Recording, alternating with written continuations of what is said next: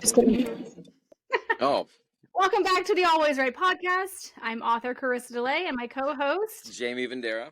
And we have a special guest with us today, one of our very own from Vendera Publishing, author Miss Kathryn Horsley. How are you? Good. Thanks for having me. Yes, we're excited. Yep, I'm very excited. All right, so we're going to try to have a limited amount of squirrels so that way Katie doesn't get all consumed by our squirrelness. I keep saying Katie, I'm sorry. I need to remind myself her name is Kathryn Horsley, the author. Yeah. I'm getting too casual here, okay? It's okay. I go by all kinds of names. It's okay. As long as they're polite, right? Yes, right. All right, so let's start off with the one and only question that we should ask everybody: what made you decide you wanted to be an author? Well, I don't think I really had much choice. I was always really active imagination when I was a kid, and I played Barbies till I was in my teens because I like to tell stories. They always play in my head like a movie, and I needed an outlet for that. So when I got kind of embarrassed about playing with dolls still as a teenager, I quit. But I didn't have an outlet. So I started telling stories to my niece and nephew. And then my nephew kind of encouraged me to write them down. So I moved into writing screenplays because it's really quick, easy, fast way to write your idea. Didn't really do anything with those. But then one day I decided I was going to write an actual book, which I really didn't think I could do. And I just sat down and started it. And it wasn't anything to do with Barbies. No. It'd be a very dark side of Barbie because so like knowing you, I feel like she played with little voodoo dolls or something. But well, I was very surprised. I was surprised you said you played with Barbies because you don't like vampires that glitter, but you. Well, Barbies can be anything they want to be. That's the whole. No, I mean the movie did tell us that. They can be vampires. Okay. Yeah, but I guess I didn't see that one coming. I didn't see the Barbie part coming. So tell us about your book. Like, so you decided to write this first book. How did that come about? What inspired you from the inspiration to page? What was that got you that far? Well, actually, one of the screenplays I wrote, there was a character in it that was reading a book, and I thought, I want that book to be a real book, and kind of thought about how that would look. And then one day I was sitting there kind of running storyline and dialogue in my head, and I thought, oh, that sounds really good. So I just typed it up, and it's the very first paragraph in the very first book. Oh, that's very cool. I did not know that. Yeah. Yeah. Wow, that's so cool. So so when you were writing, so you have your books behind you. Yep. For the people who are not able to see it, you can go to our YouTube channel and see her stuff. But yeah, she has some pretty cool covers. Yes, they're pretty awesome. 3 of 5. Yes. Correct. The 4th will be out in print in March. Good. Nice. So that's my new goal. I know a publisher. I'll reach out to him for you. What are you talking about? She's already one of our authors. Oh yeah, that's right. I was talking about myself.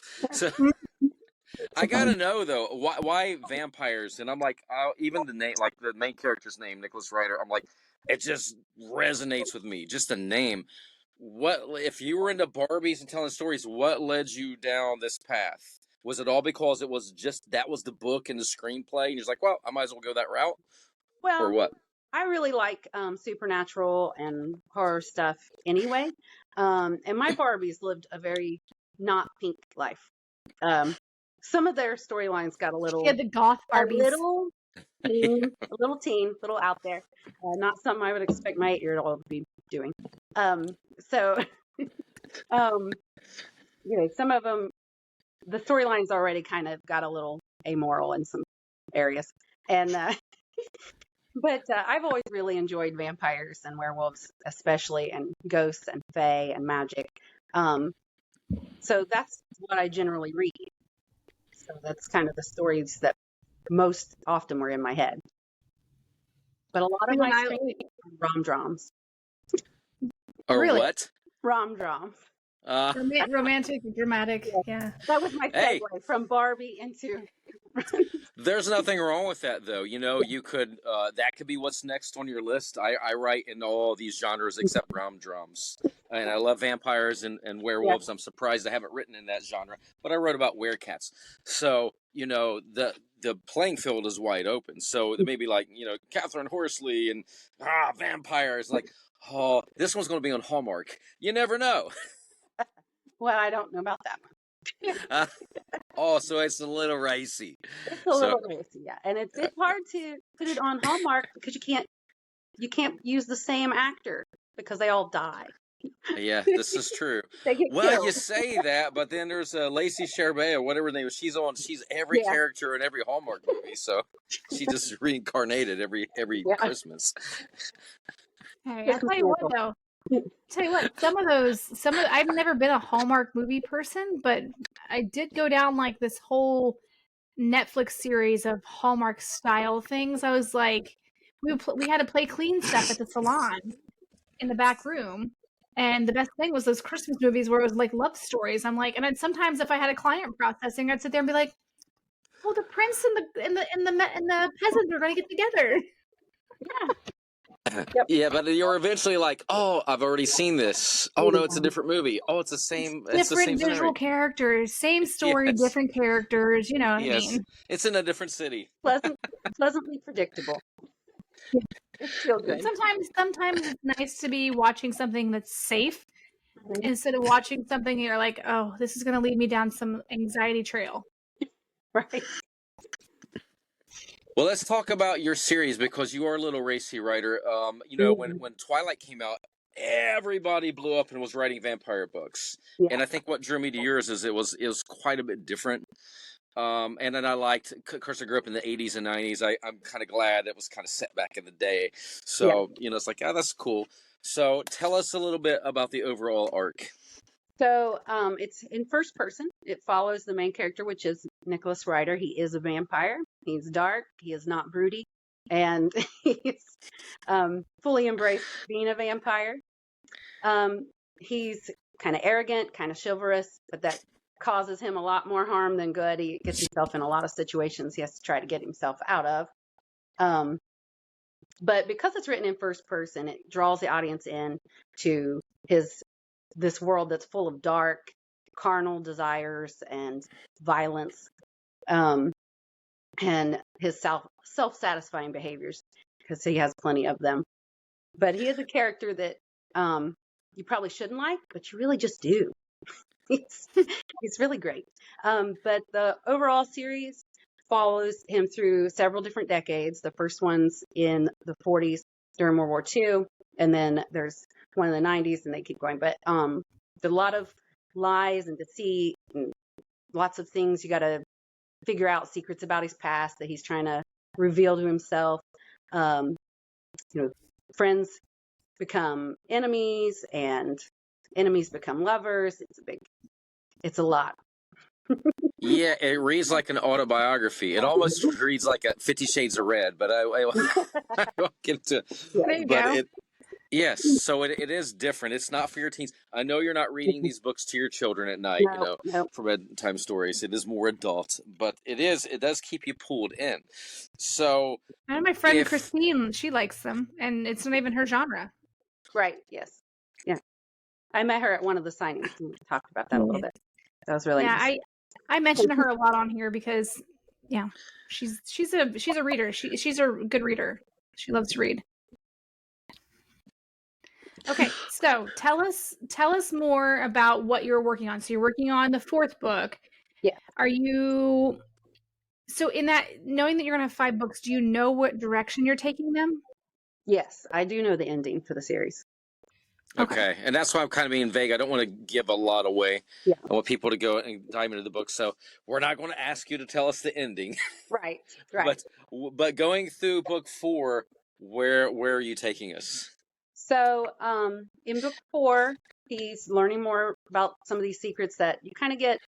The first few books, you kind of pick up on that. There's things that he's not been told about why. Yeah, you're talking about with his family too, yeah, correct? His family. Yeah. Things about why he's been turned and stuff about his past that they've kind of hid from him. And there's a whole group called the Genesis that wants him for some nefarious reason, and he can't figure it out why, because he's not privy to all the secrets and deceit. So he's trying to uncover that, and he really figures out the main reason in book 4, toward the end of book 4, and then kind of all of it comes to a head in book 5. Nice. Well, that's exciting. Yeah. A lot of the books kind of don't end really on a cliffhanger, but with a something's coming kind of ending. Yeah. Like, but book 5 will end satisfactory. You won't be. Yeah, you don't want to disappoint those readers being like, no. It's the only one that has a nice, solid sounding end. Yeah. I don't know. Have you seen the Netflix show Midnight Mass? I have not. I have. Okay. I don't know why, because it ain't really the same, but it kind of reminds me of that. And I'm like, oh, it's only got 7 videos. I don't want to give it away in case nobody's ever seen it, but it is about vampires, and it's just as everything's unveiled. So, but yeah, I love this stuff. Well, yeah, it's about, Yeah, check it out. I want to know, like, your writing process. Like, I know, like, Carissa writes late at night. I will write early in the morning. Do you have a writing regimen? We were talking before this. Do you do it at a desk? Do you do it in bed? Do you have every day this hour you're always writing? What is your process? Mine is chaotic. When I can, where I can. I don't have a desk. A very limited space. Every space in my house seems to be occupied by some sort of child's thing. Yeah. And so this year I started homeschooling too. I have a job, I have 4 kids, and now I'm homeschooling. So I'm really pressed for time. I do try to write on my lunch break and any time that the kids are not going to be here. Like, used to be when they were at school, but. If you're writing on your lunch break, are you doing it with thumbs on your iPhone? Are you in text-to-speech? Do you take your laptop? No, I just use the computer there at work, but I email myself my own thing, my own Word document, and then I email it back to myself at the end of the day. A lot of emails back and forth to myself.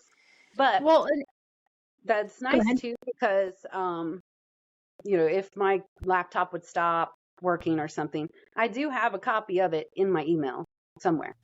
Mm-hmm. So I've done that Google before. Docs, baby. Right. Word does the same thing. It saves it in the cloud. Mm-hmm. Oh, does it? I haven't used Word for years. Daniel, we're gonna have to go over like this in one podcast on saving your work in the cloud and knowing how you can access it and being able to. Yeah. So what is your biggest obstacle as an author? Oh, it's definitely time. I am very pressed for time. I'm not a morning person, so I can't get up before the kids and work. I would do better writing after they go to bed. Because I'm definitely not. 2 against 1. 2 points, Carissa. 1 point to me. Dang it. I'm pretty I hate you, Not ladies. even my dogs come by me when I'm in the morning. They already know. They already know. That's hilarious. That is hilarious. They come and lay by me real gently when I'm sitting on the couch in the morning. So when you do get started writing at lunchtime, do you feel like you're like, oh, I'm in the moment and I can't get out of it? Like, I can't turn it off. Like, if I'm flowing, I will shut down. I will not teach for a week and then write. Of course, I don't have a lot of kids running around and doing that, and luckily I work from home with teaching voice. But how do you stop it? You get back to work and there's ideas, and it would be tough for me to do that. It can be tough. Like you said, I do have a bunch of kids, so I'm kind of used to stopping and then starting again later. So I guess I just got in the habit of that. Now, I do sometimes when I'm in like my car, I have a little voice recorder with me, and I will record dialogue or something that I really need to keep in mind, like a setting or any kind of storyline that I want to record. Good, because I'm thinking you would be like, if you forget something, like, oh, what was that scene? Yes. Sorry, Chris. It happens sometimes. I'm in the middle of the night. I'm really snug in my bed. It's really warm. I'm cozy. I don't want to get up. And I'm like, I'll remember this in the morning. And then you get up in the morning and you never do. I don't remember any of that. I text myself at night So, like, because my phone's right next to me.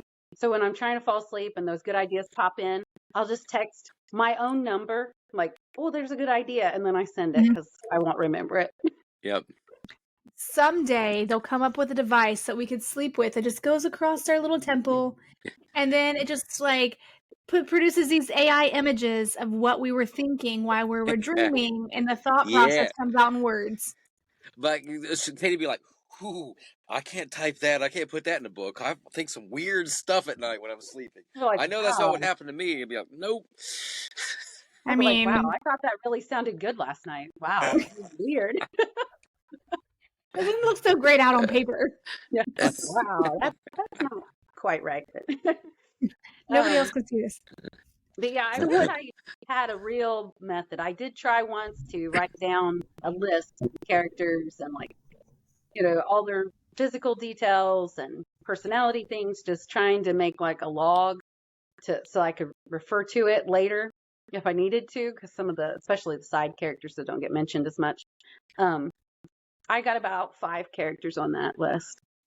And then how do you keep track of everything from book to book then? Because I forget. I can't remember, I have to go back and try to find it. Yeah. But no, I have to read. I'll reread and put a list like that just because I will totally forget.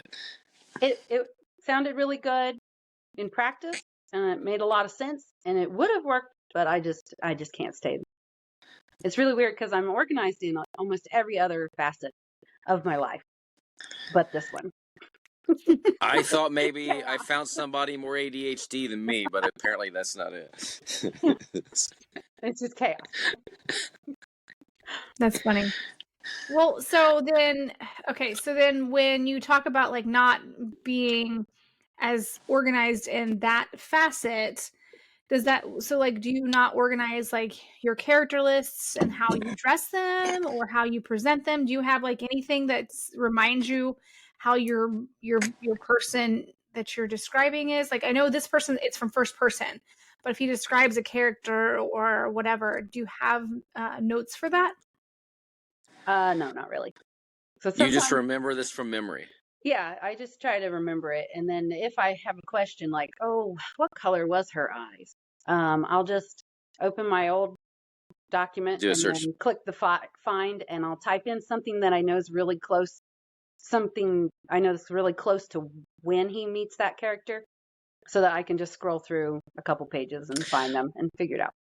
I could see that working if you're very visual and like you love these movies, like you're a Star Wars fan, you know everything, and so you don't have to go back to Star Wars to remember what happened in the desert when Obi-Wan Kenobi met, Luke Skywalker. So if you're that involved in it, yes. But heck, I'll watch Netflix and I'll forget the next day what was on the show. I just can't keep up. So more power to you. I wish I could be like that. Yeah, you got to visualize it sometimes so that way you remember the what they look like.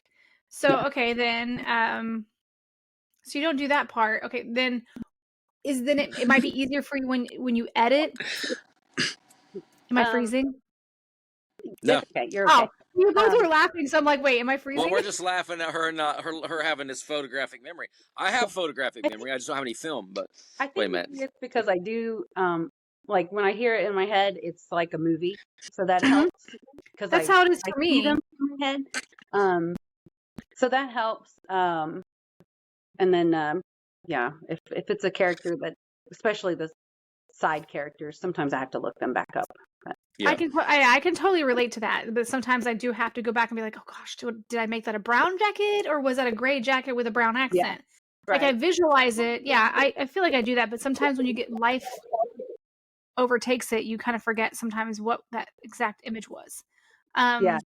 No, my thing you mentioned about editing, I find when I edit, because I don't really have a storyline written out, I usually find like, oh, I already talked about this. So then I have to change it a little bit so I don't keep repeating the same kind of thing over and over. Like, yeah, that's a good line, but I've used it. Well, but I think we all three use Rich Dalglish, so you have the butcher. So trust me, if it's in there more than 3 times, he's cutting it out. Yeah. Did that bother you your first time your book was edited? Oh, the very first time, I think I went through all the stages of grief. Like, me too. I was in denial. I was I was defensive. I was sad. I was like, oh, Oh, I hated Rich. I mean, he cut out like 15,000 words or something, and I thought I was We've all going to been have a through it. Like, and it's the stroke. thing, you have to Yeah. accept. Yeah. yeah. You have to It's all accept it. cause. But Yeah. I bet you read through it afterwards. He's like, oh, It's not that okay, bad. because I didn't really miss Okay, anything. yeah. Okay. Yeah. Okay. Yeah. It's tough. Oh, There and are just so little you babies. know, if there's any weird freezy spots, I can go in there now and I can edit them. So we'll probably edit this little space. So if we see where Jamie was freezing, we're both like, Yeah. We usually just leave him to be goofy, or she Yeah. does. I'm like, yeah, well, I'm cool with it. because that's just us. But when it's Katie, we want to make sure we split that gap. Yeah. I might have like 6 spider eyes on me or something like that one time. Listen, that was Instagram. Oh, I that's didn't right. And the thing is, if it was a filter, it would have given me the eyes. It just gave it to you.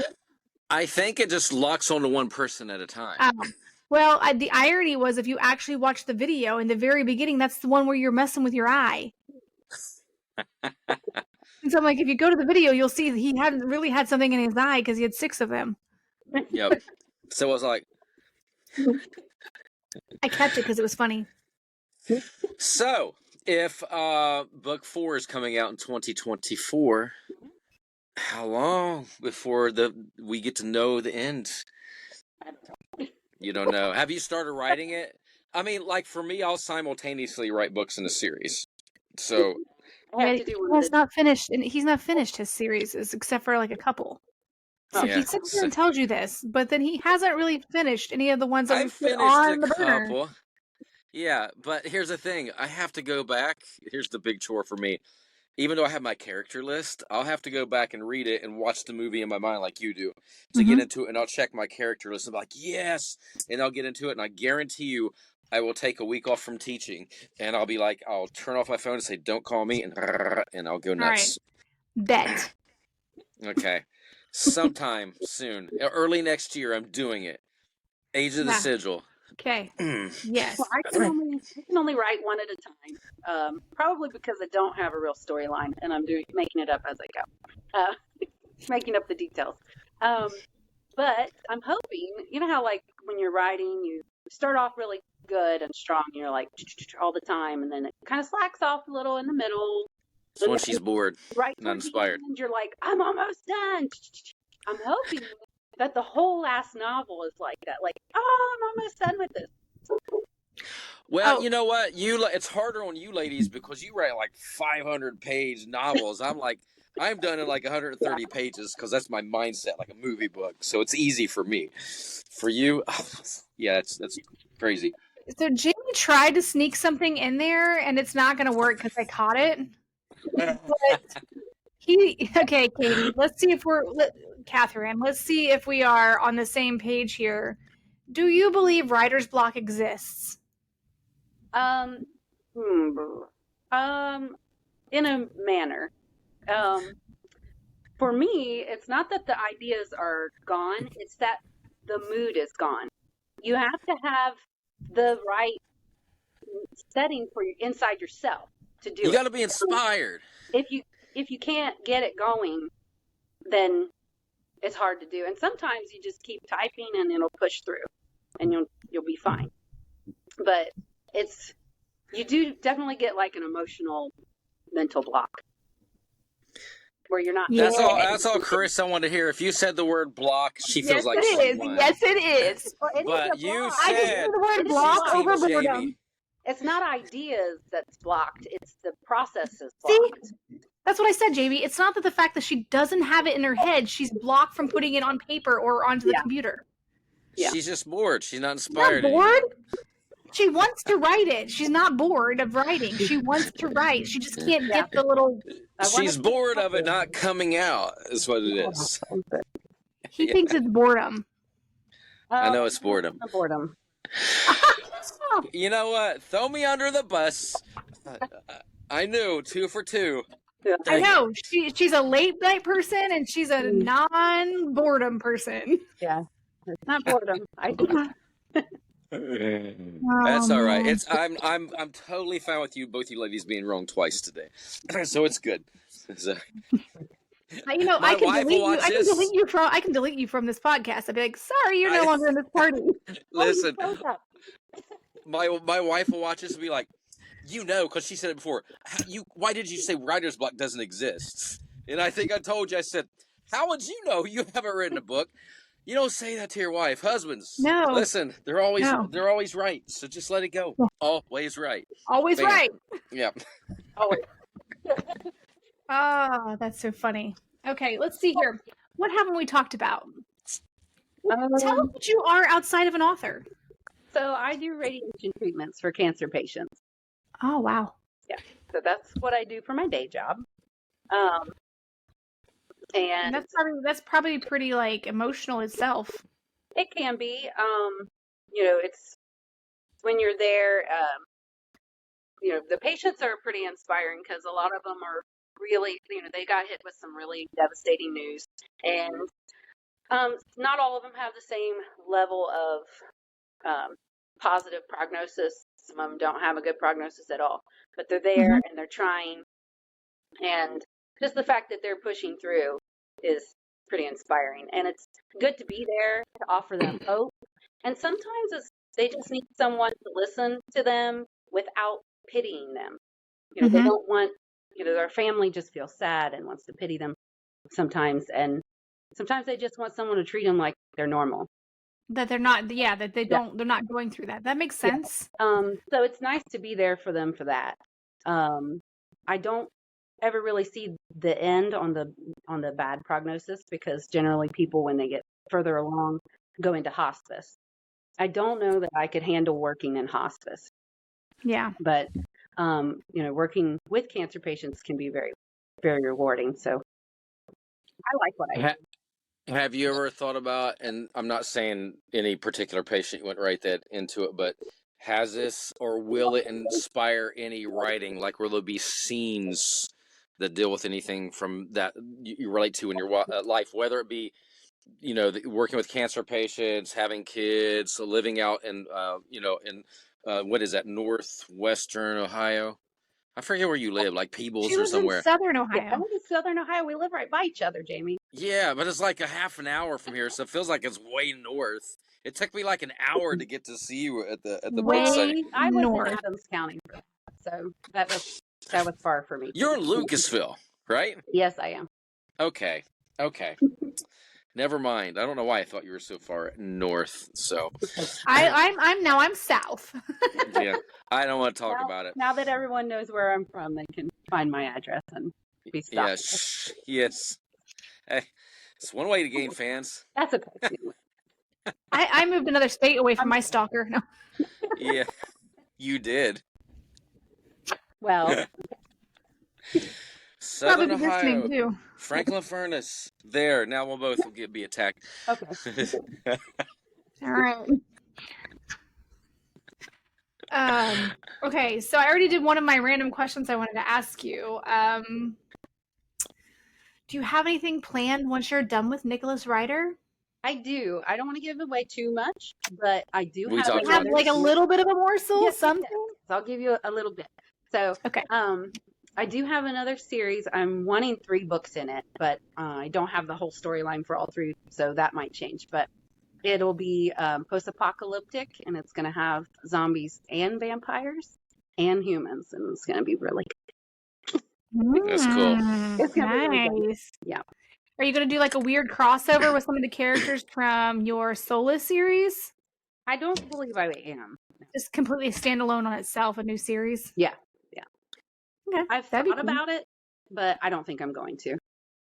I think it's just going to be a story.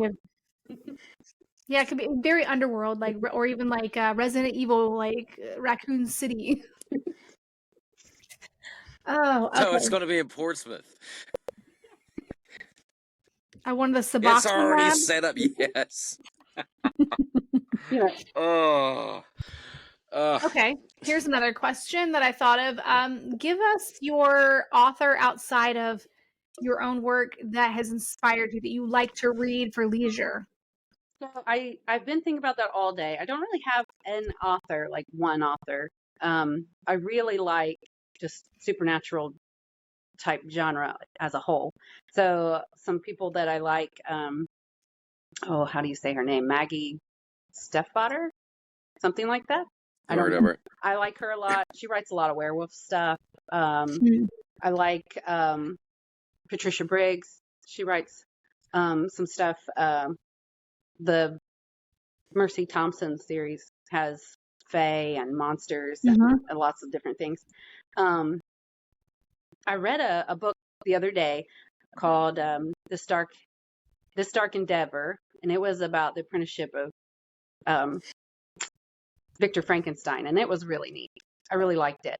And then I have a book back here that you probably can't see by another local author, Brenna Butler. She wrote, it has vampires and Mothman. It was a lot of fun. It was fun. Oh.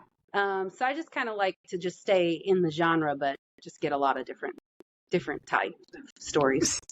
With that said, then, when you need a little bit of like inspiration kick, do you listen to certain types of music or watch certain types of shows?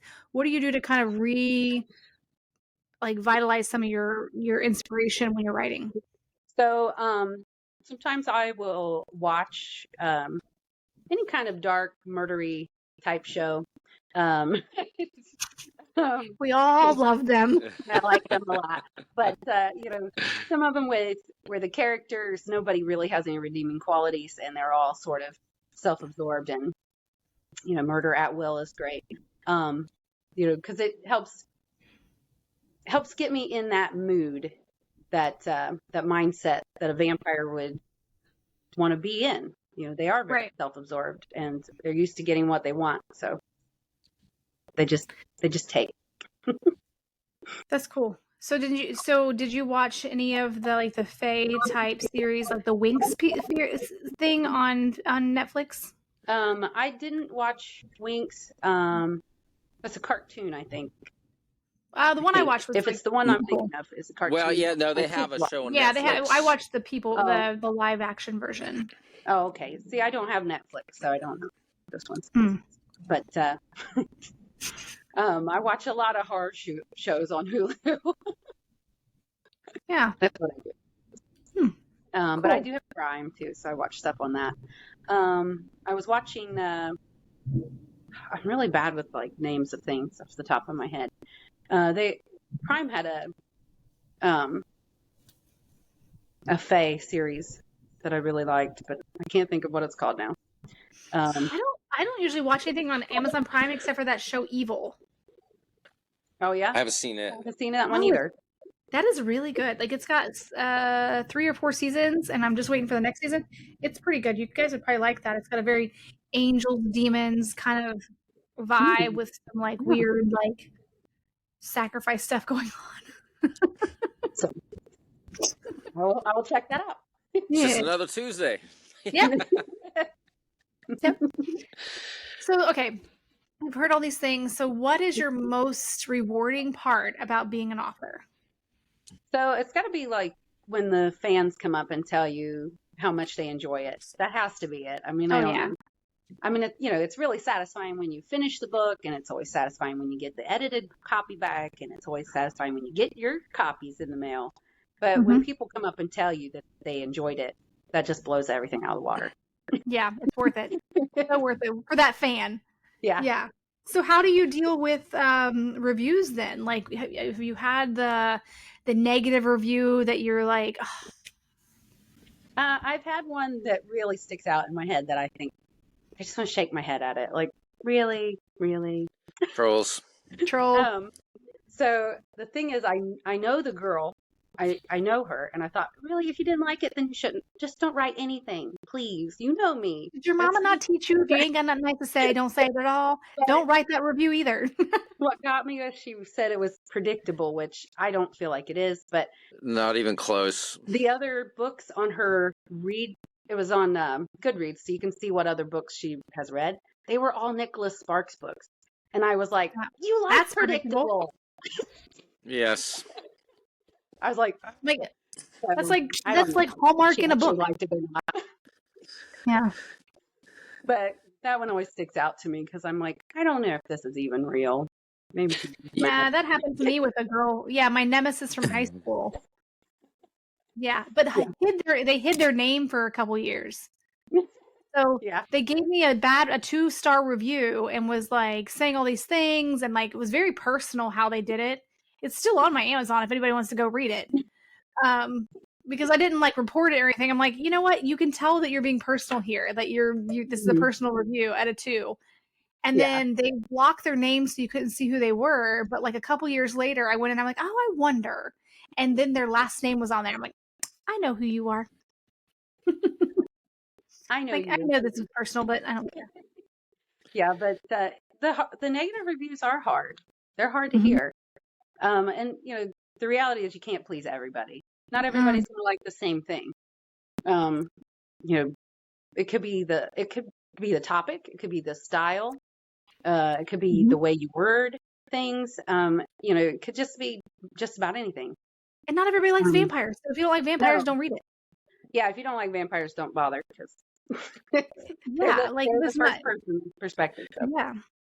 Yeah. So that I feel like that's kind of like fair too. I've seen people give reviews. They're like, this isn't my normal genre, so I'm going to give it a 3. So wait a minute, that's not even fair. Why did you read it? Yeah. Yes. Right. Yeah, but you know it happens. I've had one. My first book's nonfiction. Raise Your Voice, and it's 400 pages. And this guy said, I'll give it a 3-star because there was about 30 pages worth of useful information. And my students who owned the book, several like just slamming this guy. I'm like, leave him alone. He's allowed to have his opinion. It don't affect me. But I did go on because they kept going, and I said it wasn't even a verified purchase. Cares? You know, it's not going to make or break your book. A lot of times they will get curious. They'll go to the negative reviews and be like, really? I got to read this because it's going to be trash. And then you'll get a good review out of it. Someone will buy your book because of that negative review. It's okay.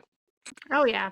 Some people just want to build, like, you know, they want to tear you down just so they feel better the fact that they've not written a book. Yeah, that happens too. Exactly. And sometimes it's just like, you know, a book I read in high school isn't going to hit me the same as it hits me now. So I might have thought some book in high school was really boring, and now it's going to make me cry because it hits different. Yeah, you've experienced life different because certain parts that may have been emotional. Yeah. It might just not be the right time for the book. So that's a question. I know we want to probably go a little longer on when we have guests on, but something I wanted to ask you about your characters when we were talking about naming them. Your books go through different time periods of Nicholas Ryder's life, correct? Yes. So each book is a different time period.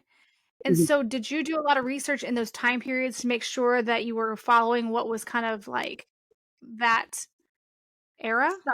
Some of them. Definitely the 40s took the most research. The cars, the guns, everything took a lot more research. As we get closer to the modern 90s times and the 2000s, it's a lot easier. Oh yeah, because you remember those. That's a lot easier. Did they have a choker collar? Yes. On goth. You don't have you're in your room and I see that your book covers are on your wall. Do you have your actual books around you anywhere? Yeah, these are actually my actual books. So these two are just standing up, and this one is actually taped to the wall. Oh, I thought it was posters. No, it's a misprint, so the inside of it is trash, and I taped it right to the wall. Oh, that's cool. No, I love the book covers. So it's so you work with Molly Burnside, who does all my nonfiction covers, and you're going. Ryder, his real name is Vincent, but through all 5 books, his name is Nicholas. Now, he did say in that he changed his name at some point before the first book, but I wanted to keep the same name through all of them so it wouldn't be confusing. Now, at the end of the 5th book, he does say what his next name is. So cool. He is changing his name at the end of that. So. Oh. Yeah, Chris, you're still dark. Well, hopefully it's still recording, so let's pretend that it is. If it's still recording, this is her first book. And then here's her other 2 books. Yes. Turn on a flashlight. I can't see it, but yep. Yeah, but if you can't see them, Like, I'm still seeing everything on my screen. You Listen, can always go to Amazon. this one's going to be launched next week before the others. Once I go through, edit everything, I'm going to put a link on there so people can go to Amazon and find your stuff. It'll be in the podcast notes down in the bottom. Awesome. There's also a link to the blog. Good. Oh, And have the you blog been blogging? is just journal entry. Oh, okay. Yes, For Nicholas Ryder. So the blog entries are just journal entries that take place outside of the book. So they're all by Nicholas Tied together. Ryder. Oh, nice. And they're none of them are spoilers because they're all outside of the books. But it gives you something to kind of read in between. Oh, No, I thought that's a brilliant idea. that is a great idea. Because I think plenty of them. There's like over 70 now. Oh yeah, It's like over 70. it's like your alter ego as a vampire, So- a male vampire. A male vampire. Yeah. Yes. I'm a mom by day. I'm a male vampire by night. So, I mean, where else can we find you? Besides Vendera Publishing, Amazon, how do we find you on Facebook? Why I had all these links? I do have a Facebook page and I have a website, and then of course the blog has its own link. And spell the website name for us. It is just www, and then it's Kathryn Horsley, Kathryn. Horsley is HORSLEY, and it's just .net. And that should take you right there, and it would have all the links to Facebook and blog links. They're all on there. Everything has links for everything else. So if you find one, you found them all. sweet. Good. So now my ADHD is kicking in because your audio just changed. And you sound like this. And it sounded very AI. Yeah. Sound of it. Yes. Don't want to give away your. Kathryn, it has been so good to have you on. And then once you have your 4th book out, what were you going to say? I was going to say we couldn't hear you, so we're just going to say I know what she's saying. Kathryn, has been so good that we've had you on here. Go ahead, Chris, so we can hear you now. That's exactly what I said. And now we can't. Yeah, but we couldn't hear you. Oh my gosh! Listen, for those listening, we had some. I love it. I love this kind of stuff. Technical issues, though. We had technical issues even trying to get Kathryn into this because it was not wanting to cooperate. So, yes, when your new book is out, we'll have to have you back on here so you can kind of like do a little launch for us. So, I'll have to do that. Definitely need a really good proper launch for this one. So that means within exactly. So within the next 3 to 4 months, you'll be back on. Yeah. And everyone get everyone into this series. yes, Yeah, it's and I love Vampires Werewolves, one of my favorite series, and I'm very picky, so love it. All right. Well, thank you again to all of our listeners. All right. For listening. If they can't hear me at this moment, they're just going to have to pretend. Okay. We can hear you. All right. So you can follow us on all of our social media. It's Always Right Podcast. We are on Spotify. We are on Amazon Music. We are on Apple Podcasts. And you can also follow our YouTube channel at Always Right Podcast. Make sure you look for Always Right Podcast. We also have a website, alwaysrightpodcast.com. Take you to our landing page, and you can click any of those things. You can contact us. You can ask about like your own books. You can ask us questions about Kathryn's books. Anything you want to ask us about that pertains to writing, about the publishing, or our podcast, we are more than happy to respond. And so with that said, thank you, Kathryn, for coming on today. Thank you for having me. And as always, I am author Carissa DeLay signing off. Yes, absolutely. And this is my co-host, Jamie Vendera. You took forever. Oh my gosh. Oh, I was really quick on my end. It was like Jamie Vendera. So I think it's just the latency. I love it. Oh, I'm used to delays, so it's fine. Yeah. All right. You got a lot of delays at your house. Yes. Thank you for listening. Until next time.